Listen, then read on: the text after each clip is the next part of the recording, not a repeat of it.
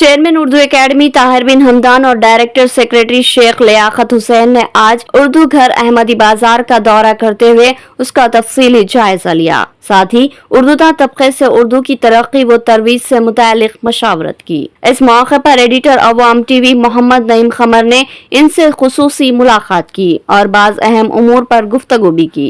इस मौके पर वो उर्दू एकेडमी के चेयरमैन और डायरेक्टर की शाल पोशी के ख्वाहिशमंद थे, लेकिन चेयरमैन उर्दू एकेडमी ताहिर बिन हमदान ने इनके हाथों शाल पहनने से इनकार कर दिया और कहा कि आप उर्दू के कदीम खादिम हैं और अरसे से उर्दू के लिए बेलोज खिदमत अंजाम दे रहे हैं, लिहाजा मैं आपकी शाल पोशी करूंगा। इस तरह चेयरमैन उर्दू एकेडमी ने फराग दिली का मुजाहरा करते हुए उर्दू के खादिम की इज्जत अफजाई की और शाल पोशी करते हुए उन्हें एजाज बख्शा। मोहम्मद नईम खमर ने चेयरमैन उर्दू एकेडमी ताहिर बिन हमदान से दिली इजहार तशक्कुर किया और साथ ही चेयरमैन उर्दू एकेडमी के अलावा डायरेक्टर सेक्रेटरी शेख लियाकत हुसैन से भी दिली इजहार तशक्कुर किया, जिन्होंने उर्दू घर अहमदी बाजार की बाज आबादकारी में दिलचस्पी ली और साथ ही उर्दू एकेडमी के जमूद को खत्म करने का ठोस तयखुन दिया। किन बुनियादों पर गया?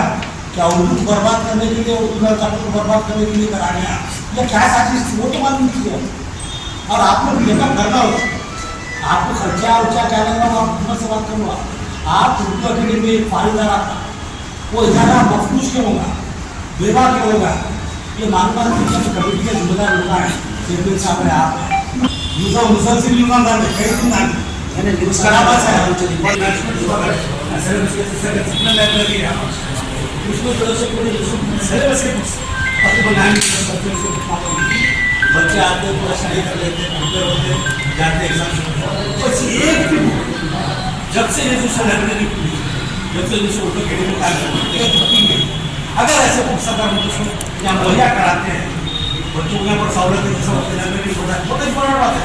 बता कोई बच्चों को परेशानी का सामान लेकर